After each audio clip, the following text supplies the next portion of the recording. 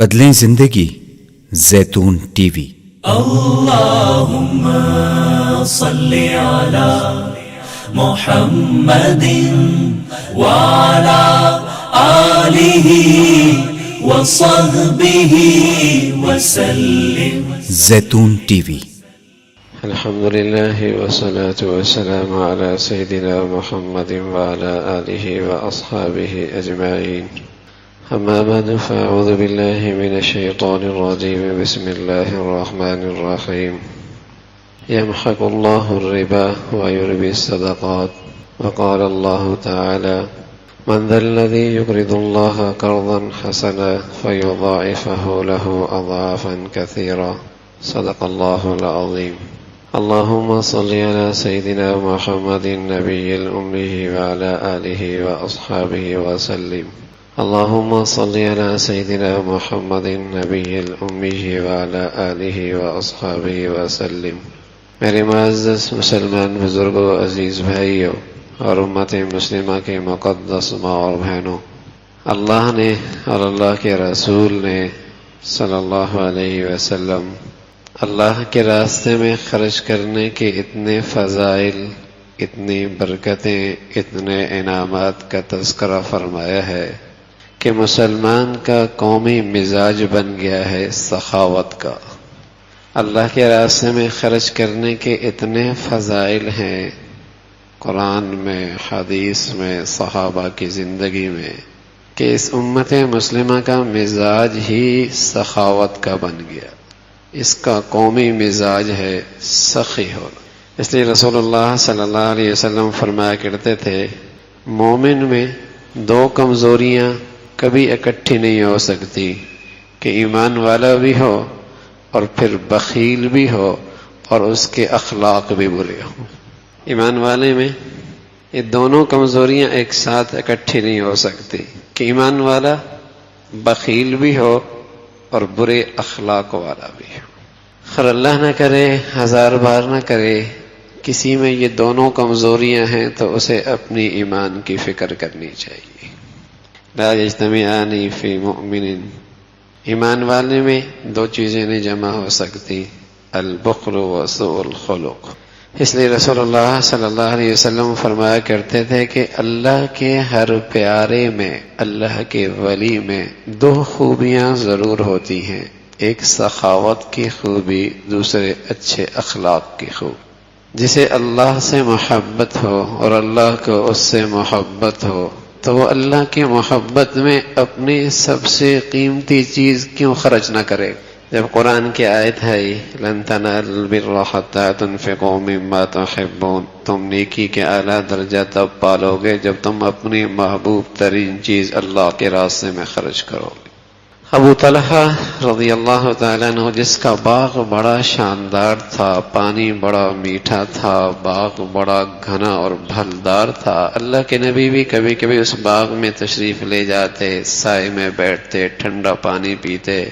جب یہ آیت سنی تو حضور علیہ السلام کے پاس دوڑتی ہوئی آئے، کہ یا رسول اللہ، میں نے اپنے سارے مال پہ نظر کی ہے، مجھے اپنا یہ باغ سب سے زیادہ محبوب ہے، میں اسے اللہ کے راستے میں خرچ کرنا چاہتا ہوں۔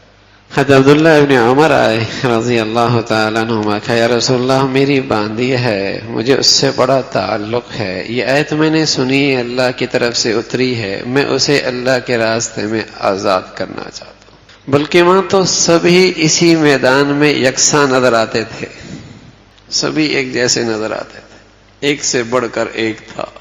ایک مرتبہ حضرت عمر رضی اللہ تعالیٰ نے اشرفیوں سے بھری تھیلی اپنے خادم کو دی اور کہا جاؤ ابو عبیدہ کو دے کے آؤ رضی اللہ تعالیٰ، اور کسی بہانے وہاں ٹھہر بھی جانا، دیکھنا ابو عبیدہ کیا کرتا ہے۔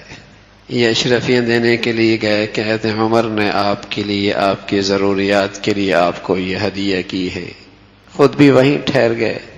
دیکھتے ہیں کہ ابو عبیدہ ہیں، اشرفیاں لیتے ہیں، کچھ فلاں کے گھر پہنچا دو، کچھ فلاں کو دے دو، کچھ فلاں کو دے دو، کچھ اس گھرانے میں پہنچا دو، تھیلی خالی ہو گئی۔ حضرت عمر کو ایک بات بتلائی، کہا ایک اشرفیوں کی تھیلی اور لے جاؤ اور یہ معاذ کے پاس جاؤ، حضرت رضی اللہ تعالیٰ عنہ، اور وہاں بھی ٹھہر جانا وہ کیا کرتا ہے؟ حضرت معاذ رضی اللہ تعالیٰ عنہ کو جب دینے کے لیے کہا کہ حضرت عمر نے یہ آپ کی ضروریات کے لیے دی ہیں، آپ اس کو اپنی ذات پہ خرچ کریں، ٹھہر گئے۔ حضرت معاذ رضی اللہ تعالیٰ عنہ نے بھی فہرست منگوائی، کہا یہ فلاں کو، یہ فلاں کو، یہ اس کو، ساری خرچ کر دی۔ اہلیہ آئی، کہنے لگی معاذ ہم بھی تو ضرورت مند ہیں۔ آپ نے تھیلی اس کی طرف پھینک دی، اس میں 2 اشرفیاں رہ گئی تھی۔ اس شخص نے بھی آ کر حضرت عمر رضی اللہ عنہ کو یہ بات بتائی تو حضرت عمر فرمانے لگے بھائی یہ سب ایک جیسے بھائی ہیں، یہ سارے بھائی کا نمونہ ایک جیسا ہی ہے، سب کا مزاج ایک جیسا ہی، کیونکہ اللہ کے نبی صلی اللہ علیہ وسلم سے سن رکھا تھا کہ آدمی کہتا ہے میرا مال میرا مال، فرمایا تیرا مال تو وہی ہے جو تو نے کھا لیا، ختم کر دیا، پہن لیا، پرانا کر دیا، یا اللہ کے خزانے میں جمع کر لیا، بس باقی تیرا مال کوئی نہیں، تو پیچھے والوں کا ہے، تو اس کو چھوڑ کے جانے والا ہے۔ سمجھدار لوگ تھے، بڑے دور اندیش تھے۔ ما عندکم ینفد وما عند اللہ باق، جو تیرے پاس ہے سب تیرے ہاتھ سے نکل جانا ہے، جو تو نے اللہ کے خزانے میں جمع کر لیا تیرے لیے وہی جمع ہونا ہے۔ بڑے سمجھدار تھے، بڑے دور اندیش تھے۔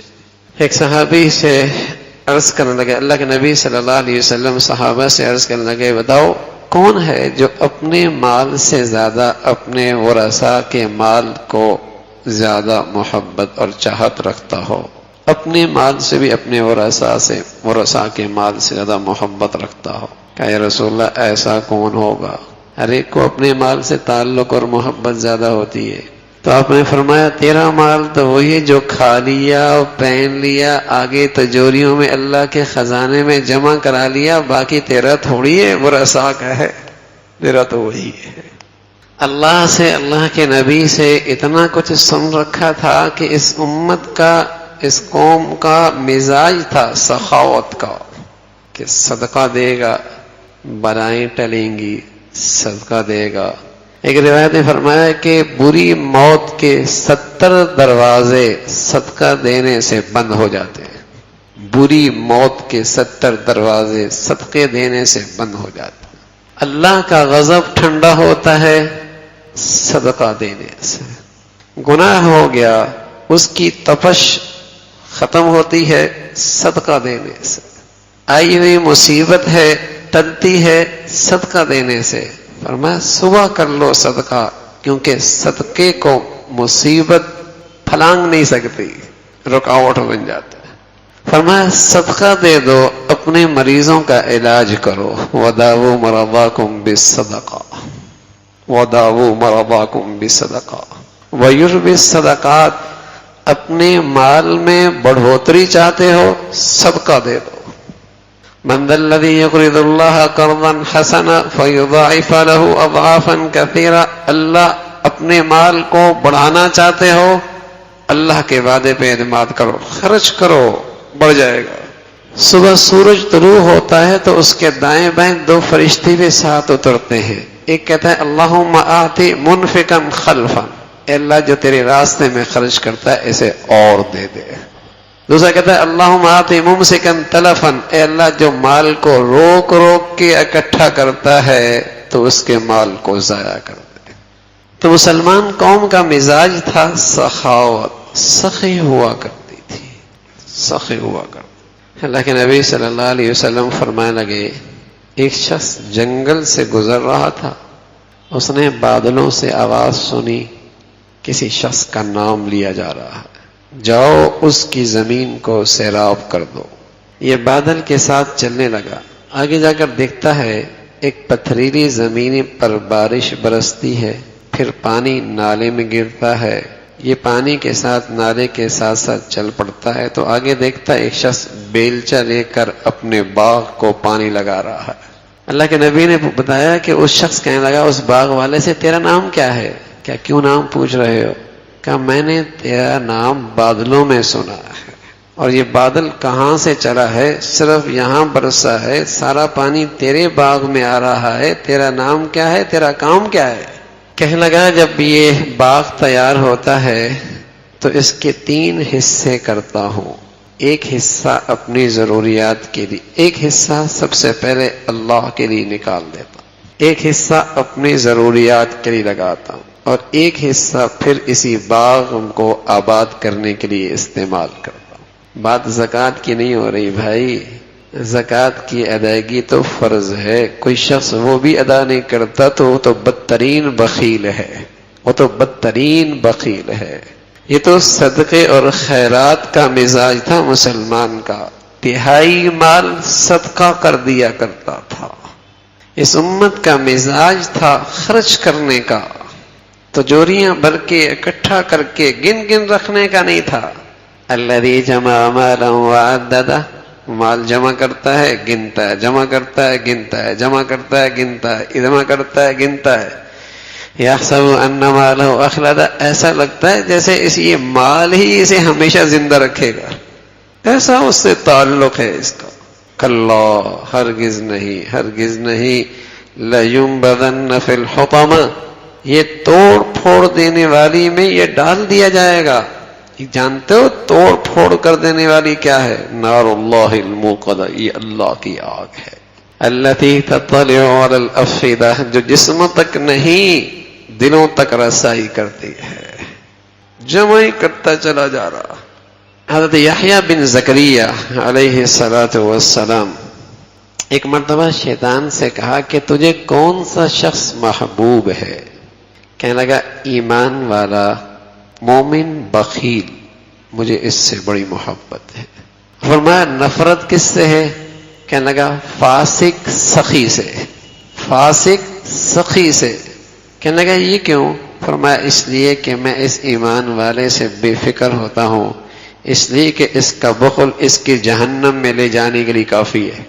ہر وقت مجھے خطرہ جو رہتا ہے، فکر جو رہتی ہے اس فاسق سخی سے رہتی ہے، کہیں ایسا نہ ہو کہ اس کی سخاوت کی وجہ سے اللہ اس کی ساری خطائیں معاف نہ کر دے، اس سے خطرہ رہتا ہے۔ سخاوت حرام مال سے نہیں ہوتی، یاد رکھیے گا، سخاوت حلال مال میں ہوتی ہے، سود کے پیسے میں نہیں ہوتی، حرام کمائی ہوئے مال میں نہیں ہوتی، حلال مال میں سخاوت ہوتی۔ اور غریب کی سخاوت کے لیے بڑی مقدار ضروری نہیں۔ اللہ کے نبی صلی اللہ علیہ وسلم فرمایا ایک کھجور کے برابر اپنے حلال مال میں سے اللہ کے راستے میں خرچ کرتا ہے، اللہ اس کی پرورش کرتا ہے، جیسے تم بھی پرورش کرتے ہو، اور پرورش کرتے کرتے اسے اتنا بڑھاتا ہے، اتنا بڑھاتا ہے، اتنا بڑھاتا ہے، کل قیامت میں وہ احد پہاڑ کا وزن دے گا۔ حلال کی برکت ہے، حلال مال سے۔ تو مسلمان قوم کا مزاج مرد ہے یا عورت؟ مزاج تھا سخاوت، خرچ کرنے کا مزاج تھا۔ رسول اللہ صلی اللہ علیہ وسلم فرمایا کرتے تھے میں قسم کھا کے کہتا ہوں صدقے سے مال کم نہیں ہوتا۔ اللہ کا نبی کہہ رہے میں قسم کھا کے کہتا ہوں صدقے سے مال کم نہیں ہوتا۔ اللہ بھی سچا، اللہ کا کلام بھی سچا، کلام کو لانے والے جبرائیل بھی سچے، اترنے والے محمد رسول اللہ ان پر وہ بھی سچے۔ وَيُرْبِ الصَّدَقَاتِ، فرمایا صدقات سے مال بڑھ جاتا۔ تو پھر مسلمان قوم کا مزاج سخاوت کا کیوں نہ ہو؟ اس لیے کہ یہ سخی آدمی اللہ سے حسن ظن رکھتا ہے کہ اللہ اور دے دے گا، اور بخیل آدمی اللہ سے بدگمانی رکھتا ہے کہ پتہ نہیں ملے گا یا نہیں ملے گا۔ سخی آدمی اللہ سے حسن ظن رکھتا ہے اللہ اور دے دے گا، اور بخیل آدمی اللہ سے بدگمانی رکھتا ہے پتہ نہیں دے بھی سکے گا نہیں دے سکے گا۔ تو مسلمانوں کا مزاج تھا خرچ کرنے کا۔ رسول اللہ صلی اللہ علیہ وسلم فرمایا کرتے تھے میری امت کا سب سے بڑا فتنہ، لِكُلِّ أُمَّةٍ فِتْنَةٌ وَفِتْنَةُ أُمَّتِي المال، ہر امت کا کوئی نہ کوئی خاص فتنہ ہوتا ہے، میری امت کا فتنہ مال ہے۔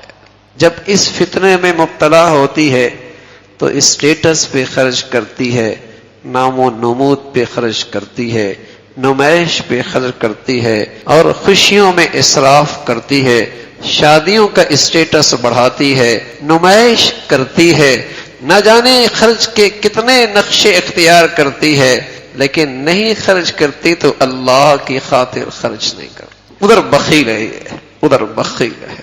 یہ مال فتنہ ہے، یہ مال فتنہ ہے، اور مال اللہ کا فضل بھی ہے. سبحان اللہ. عبد الرحمن بن عوف، شام سے تجارتی قافلہ آیا، یمن سے تجارتی قافلہ آیا. گھر میں اشرفیوں کا اتنا ڈھیر لگا کہ اس طرف والا دوسری طرف والے کو دیکھ نہیں سکتا. ایک پیمانہ منگوایا، کہا بدر میں کتنے لوگ شریک تھے ان کی فہرست لے کے آؤ، حدیبیہ میں کون کون لوگ ساتھ تھے ان کی فہرست لے کے آؤ. پیمانے میں ڈالتے چلے گئے، گھروں میں تقسیم کرتے چلے گئے. شام ہوئی، ساری اشرفیاں ختم ہو گئی. اپنی زندگی کیسی تھی؟ مدینہ منورہ ہے، اور سارا مدینہ منورہ اتنا ہے جتنا آج مسجد نبوی اور اس کا صحن. سارا مدینہ اتنا تھا. اور اس مدینہ منورہ میں امام الانبیاء سید الکائنین محمد رسول اللہ بھی رہ رہے ہیں.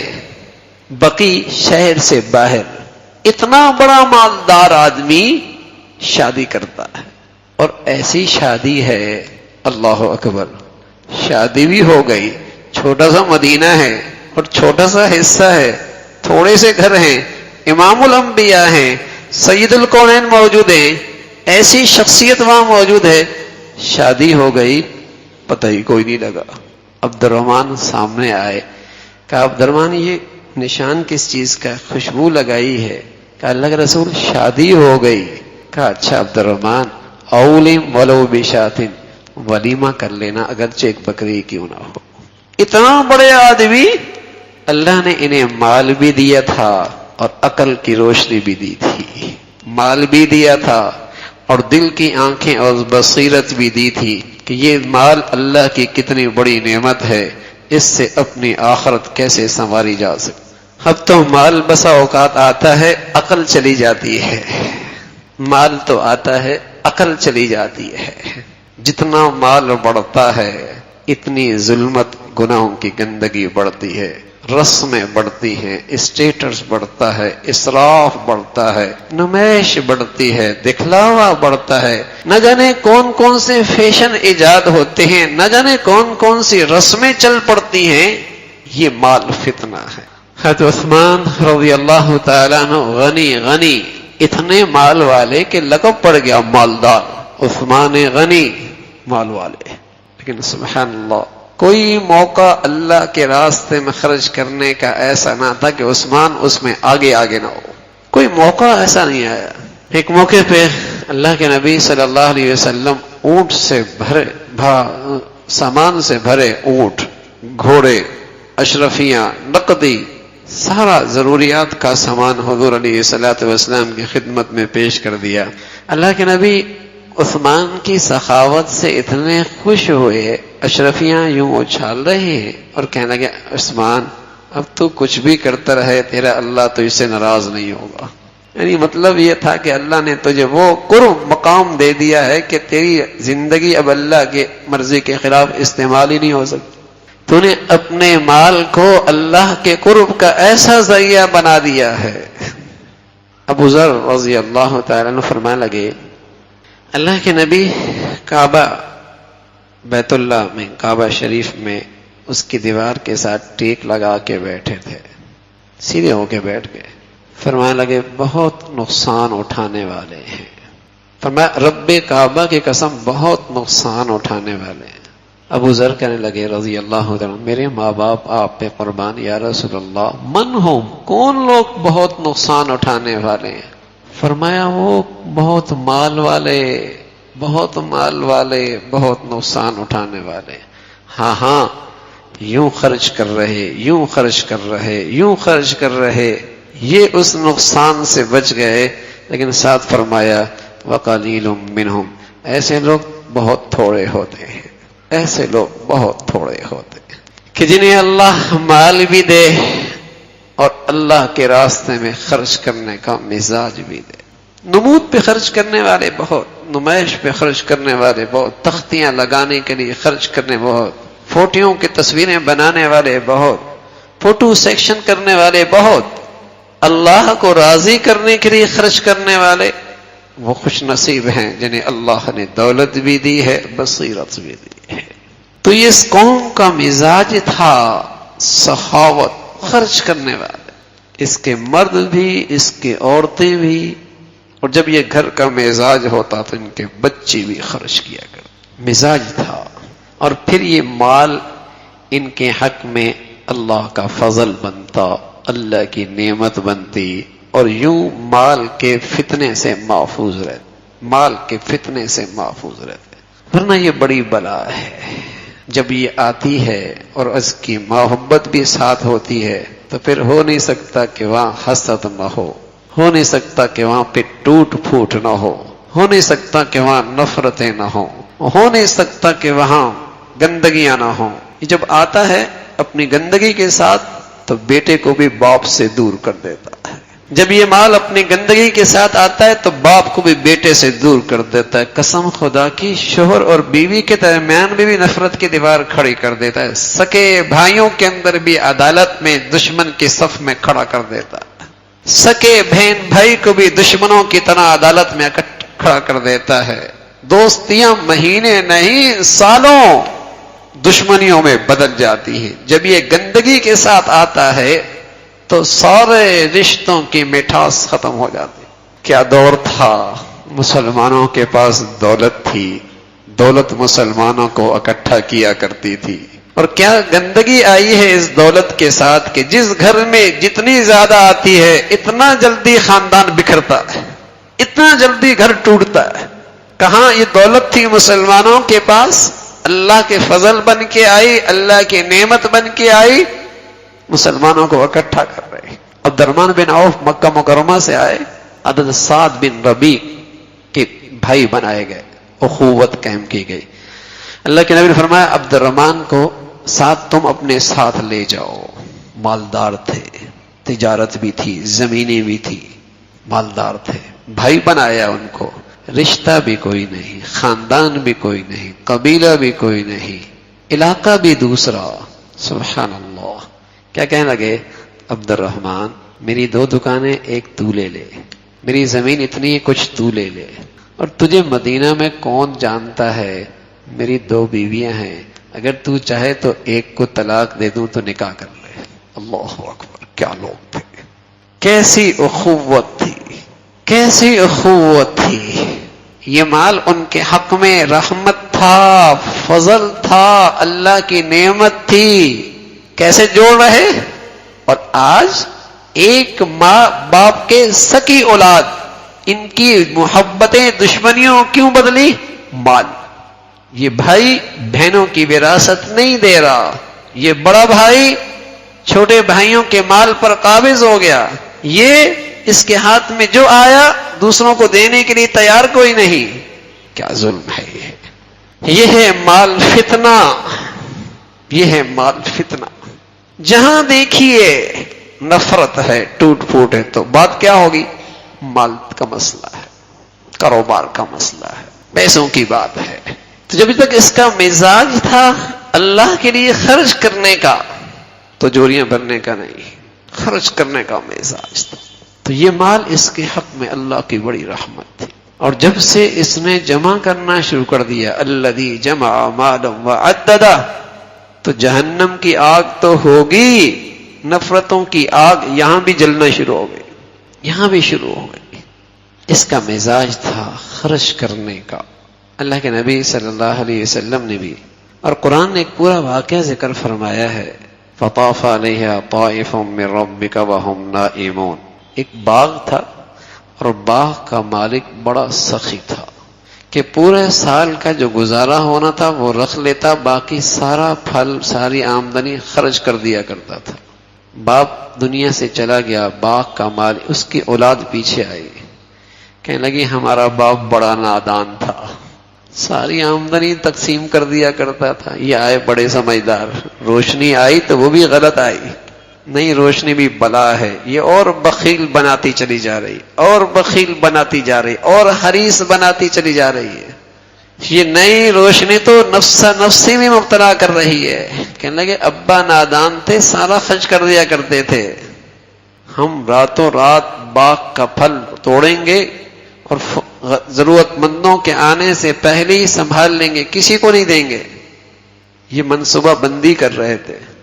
صبح ہونے سے پہلے اللہ نے اپنی قدرت دکھائی، اپنی طاقت دکھائی، اپنا نظام دکھایا. فطاف علیہا طائف من رب، آگ برسی. روایت میں آتا ہے جہنم کی ایک وادی کی آگ آئی اور اس باغ کو ملیا میٹ کر دیا. فطاف علیہا طائف من رب. اس آیت پڑھنے سے پہلے اللہ کے نبی صلی اللہ علیہ وسلم نے فرمایا کہ بس اوقات رزق آ رہا ہوتا ہے لیکن اس کے بخل کی گناہ کی وجہ سے اللہ وہ رزق کے دروازے اس کے لیے بند کر دیتے. بس اوقات رزق اس کے پاس ہوتا ہے، اس کی بخل کی گناہ کی وجہ سے اللہ اس سے رزق اٹھا لیتے. بس اوقات رزق اس کے پاس ہوتا ہے لیکن اس گناہ کی نحوست سے اللہ اس رزق کی برکتیں اٹھا لیتے. آپ علیہ الصلوۃ والسلام نے فرمایا دنیا میں کچھ لوگ اللہ کے مخزن ہوتے ہیں، خزانے کی جگہ، اور جب تک وہ اللہ کے عطا سے اللہ کے بندوں کی خدمت کرتے رہتے ہیں، اللہ کی عطا سے اللہ کے راستے میں خرچ کرتے رہتے ہیں، اللہ بھی انہیں اپنا مخزن خزانہ بنائے رکھتا ہے، دیتا رہتا ہے، وہ خرچ کرتے رہتے ہیں. اور جب یہ اکتانے لگتا ہے اللہ اپنی نعمتیں اس سے لے کر دوسرے کے جھولی میں ڈال دیتا ہے. یہ تو تیرے نصیب تھے کہ تو یہ نیکی کر رہا تھا، یہ تیرے نصیب تھے تو یہ نیکی کہ تجھے توفیق مل رہی تھی، تیری آخرت سنور رہی تھی، برکتیں مل رہی تھی. دیا ہوا تو اللہ کا ہے، لیکن جب یہ اکتانے لگا اللہ نے وہ نعمتیں اس سے اٹھا کر دوسرے کے جھولی میں دے دی، کوئی اور خرچ کر لے گا. تو اس کا مزاج تھا سخی، اسے اللہ کے خزانوں پہ یقین بہت تھا، کل کی زندگی پہ یقین بہت تھا، اس لیے اس کا مزاج سخاوت کا تھا. خرچ کیا کر اللہ دے گا، اور اللہ خوب برکتوں والا دیا کرتا تھا. میرے عزیزو، کبھی بھی زندگی کثرت سے نہ بنی، ہمیشہ زندگی اللہ کی رحمت اور برکت سے بنے. کبھی بھی زندگی کثرت سے نہ بنی، زندگی ہمیشہ رحمت اور برکت سے بنی. جب یہ خرچ کرتا ہے اللہ اس کا مال مبارک کر دیتا ہے، پھر اس سے زندگی بننے لگتی. اور جب نہیں خرچ کرتا اللہ مال لے لیتا ہے، نعمتیں لے لیتا ہے، اور اگر نہ بھی لے تو اللہ وہاں سے برکت اٹھا لیتا ہے. وہی مال اس کے لیے خواری کا باعث بن جاتا ہے، ایمان سے محرومی کا باعث بن جاتا ہے، آخرت کی بربادی کا باعث بن جاتا ہے، دنیا کی بے چینی اور بے سکونی کا باعث بن جاتا ہے، آپس کی نفرتوں کا باعث بن جاتا ہے. اس مال سے برکت اٹھ گئی. جس اولاد کے لیے رکھا تھا وہ اولاد ہی اس کی نہ رہی. ہائے ہائے، جس کے لیے آج تک کمایا تھا وہی گھر میں سے آج برداشت نہیں کر رہے. کیا اللہ دکھا رہا ہے. جس اولاد کے لیے کمایا وہ اولاد ہی اس کی نہ رہی، اور جن کے لیے کمایا اس نے وہی اسے گھر میں برداشت نہیں کر رہے. کیسے کیسے منظر، کیسی قبری عبرت کی چیزیں اللہ دکھاتا ہے. تو میرے عزیزوں، یہ مال بھی اللہ کی بڑی نعمت ہے. ایک دن اللہ کے نبی صلی اللہ علیہ وسلم فرمانے لگے کہ سبقت لے گئے. فرمایا یا رسول اللہ کون؟ فرمایا جنہیں اللہ مال دے اور دائیں بھی اور بائیں بھی ہر طرف خرچ کر رہے ہیں. مال کے فضائل بیان کیے. تو حضور علیہ الصلوۃ والسلام کے پاس کچھ مالی طور پہ جو کمزور تھے صحابہ رضوان اللہ اجمعین حاضر ہوئے. کہنے لگے یا رسول اللہ، جنہیں اللہ نے مال دیا ہے دنیا بھی ان کی بڑی اچھی گزر رہی ہے، اللہ کے راستے میں خرچ کر رہے ہیں، کل کی زندگی اس دنیا سے بھی ان کی بڑی اچھی گزرے گی، اس لیے کہ جو مال سے وہ نیکیاں کما رہے ہیں وہ ہم تو نہیں کما پا رہے ہیں. آپ علیہ الصلوۃ والسلام نے انہیں تسلی کے لیے فرمایا کہ تم ہر نماز کے بعد 33 مرتبہ الحمدللہ، سبحان اللہ، 34 مرتبہ اللہ اکبر پڑھ لیا کرو. جو مال والے اپنے مال سے نیکیاں کر رہے ہیں تم بھی ان کے برابر ہو جاؤ گے. لیکن وہ تو مال والے تھے لیکن دل والی بھی تھے. اس مال نے ان کی عقلوں میں ظلمت نہ ڈالی بلکہ روشنی پیدا کی۔ جب انہوں نے یہ بات سنی تو وہ جو اللہ کے نبی نے غریبوں کو عمل بتایا تھا انہوں نے بھی کرنا شروع کر دیا، مال بھی خرچ کر رہے یہ نیکی کے اندر بھی۔ وہ پھر آئے، کہا یا رسول اللہ وہ بات بتائیے آپ نے ہمیں، ہوئی تو انہوں نے بھی شروع کر دی، یہ پھر ہم سے آگے نکل جائیں گے۔ تو اللہ کے نبی صلی اللہ علیہ وسلم نے اس موقع پہ فرمایا ذالک فضل اللہ یؤتیہ من یشاء، یہ مال بھی اللہ کا فضل ہے، اللہ جسے چاہے عطا فرما دے۔ یہ مال بھی بڑی دولت ہے کہ جنہیں اللہ نے مال دیا دنیا میں بھی اس کی برکتوں سے نفع اٹھایا اور اپنی آخرت بھی خوب سنواری۔ یہ مال بڑا اللہ کی نعمت ہے، یہ بڑا اللہ کا فضل ہے، دنیا میں بھی اس کی برکتوں سے خوب نفع اٹھایا اور آخرت میں بھی بہت بلند مقام پایا۔ ابو بکر رضی اللہ تعالی عنہ ایک دن اللہ کے نبی صلی اللہ علیہ وسلم اپنے اللہ سے کہنے کہ اللہ میں نے دنیا میں سب کے احسان کا بدلہ دے دیا، لیکن یہ صدیق کا گھرانہ ہے اور اس کا مال ہے، اتنا خرچ انہوں نے مجھ پر کیا، میری خاطر کیا کہ میں ان کا بدلہ نہیں دے سکتا۔ بہت بڑے تاجر تھے ابو بکر رضی اللہ تعالیٰ عنہ، اسلام لانے سے پہلے بھی مکہ کے بہت بڑے تاجر، کئی ساری دکانیں تھی۔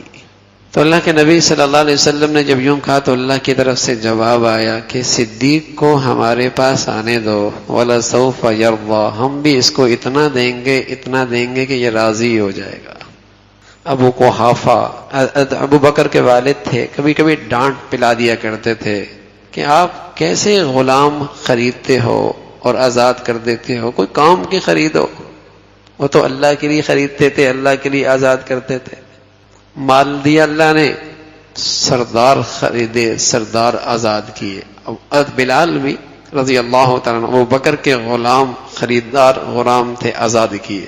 اس لیے عمر فرمایا کرتے تھے رضی اللہ تعالیٰ ابو بکر سیدنا وآتق سیدنا، ابو بکر بھی ہمارے سردار ہیں اور انہوں نے ہمارے سردار کو آزاد کیا ہے، یعنی بلال بھی ہمارے سردار ہیں۔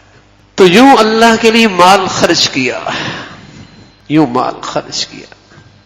الہاکم التکاثر حتی زرتم المقابر، یہ مال کی بہتات نے تمہیں ایسا غافل کیا کہ اور آ جائے، اسی 1 سے 2 میں، 2 سے 3 کی گنتی میں ایسے پڑے حتی زرتم المقابر، ہوش تب آیا جب قبر میں جا پہنچے، تب سمجھ میں آیا کہ وہ فیکٹریاں، وہ کارخانے، وہ عہدے، وہ منصب، وہ جاگیریں، وہ زمینیں، سانس نکلنے کی دیر ہے، اس کا اور ایک ریڑھی والے کا اسٹیٹس برابر، لباس بھی ایک جیسا، زمین بھی ایک جیسی، دونوں پر من و من مٹی بھی ایک جیسی۔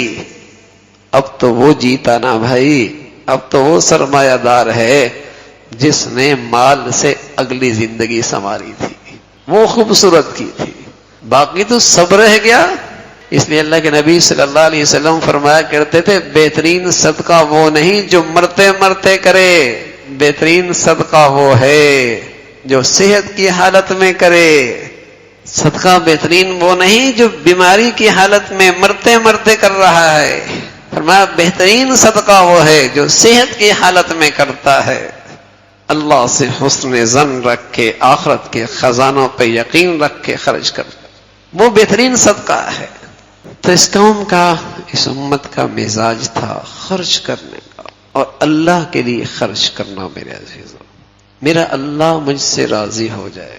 رسول اللہ صلی اللہ علیہ وسلم فرمایا کرتے تھے جو خرچ کرتا ہے اکیلے، تنے تنہا، اخلاص کے ساتھ، اللہ اس کو کل قیامت میں اپنا عرش کا سایہ نصیب فرمائے گا۔ وَهُوَ فِي ظِلِّ اللَّهِ يَوْمَ لَا ظِلَّ إِلَّا ظِلُّ، جب کوئی سایہ کوئی نہیں ہوگا، صدقہ اس کے لیے سایہ بن جائے، یہ اس کا ذریعہ بن جائے عرش کے سائے کے نیچے۔ آمدنی میں کمی ہو رہی ہے، رزق میں کمی ہو رہی ہے، تو اللہ کے نبی نے سبب بتایا ہے، اپنا رزق بڑھا سکتے ہو، کیسے؟ صدقہ دے کر۔ کبھی گنتی میں بڑھ جائے گا ورنہ کیفیت میں بڑھنا یقینی ہے۔ ایک دکان سے 2 دکانیں ہو جائیں، رزق بڑھنے کا وعدہ کوئی نہیں، ہو سکتا ہے مزدوری اور خواری بڑھ جائے۔ ایک دکان سے 2 دکانیں بڑھ جائیں، رزق بڑھنے کا وعدہ کوئی نہیں، ہو سکتا ہے محنت اور مزدوری بڑھ جائے۔ لیکن اللہ نے بھی کہا ہے، اللہ کے رسول نے بھی بتایا ہے، جو صدقہ دیتا ہے اس کا رزق بڑھ جاتا ہے۔ کبھی کیفیت میں بڑھ جاتا ہے، 1 سے 2 ہو جاتا ہے، اور کبھی کیفیت میں بڑھتا ہے، 1 سے وہ ہوتا ہے جو 10 میں بھی نہیں ہوتا، اتنی اللہ اس 1 میں برکت دے دیتے ہیں۔ اور میرے عزیزو، یہ ضروری نہیں کہ صدقہ لاکھوں میں دی جائے، کروڑوں ہی میں دی جائے۔ اپنی حیثیت سے دے گا تو وہ اپنے اللہ کے ہاں وہ سخی ہوگا۔ ہر شخص اپنی حیثیت سے دے، وہاں گنتی نہیں دیکھی جاتی، کثرت نہیں دیکھی جاتی، خلوص دیکھا جاتا ہے، کیفیت دیکھی جاتی ہے، جذبہ دیکھا جاتا ہے، کس لیے کر رہا، اسی پر اس کے ہاں فیصلے ہوتے ہیں۔ تو صدقہ، خیرات اللہ کے راستے میں، اللہ کو راضی کرنے کے لیے، یہ مسلمانوں کا مزاج تھا۔ اور میرے عزیزو، بدترین بخل کی شکل ہے، بدترین بخیل ہے، بدترین بخیل جنت میں کوئی نہیں جانا۔ بخیل اللہ سے بھی دور ہوتا ہے، لوگوں سے بھی دور ہوتا ہے، جنت سے بھی دور ہوتا ہے، جہنم کے قریب ہوتا ہے۔ سخی اللہ کی بھی قریب ہوتا ہے، اللہ کے بندوں کی بھی قریب ہوتا ہے، جنت کی بھی قریب ہوتا ہے، جہنم سے دور ہوتا ہے۔ تو مزاج ہو خرچ کرنے کا اللہ کے لیے، اور یہی خزانہ دنیا میں بھی برکتوں کا باعث بنے گا، آخرت میں بھی ترقی اور درجات کی بلندی کا ذریعہ بنے گا۔ اللہ ہم سب کو بھائی یہ مزاج نصیب فرما دے۔ آخر دعوانا الحمدللہ رب العالمین۔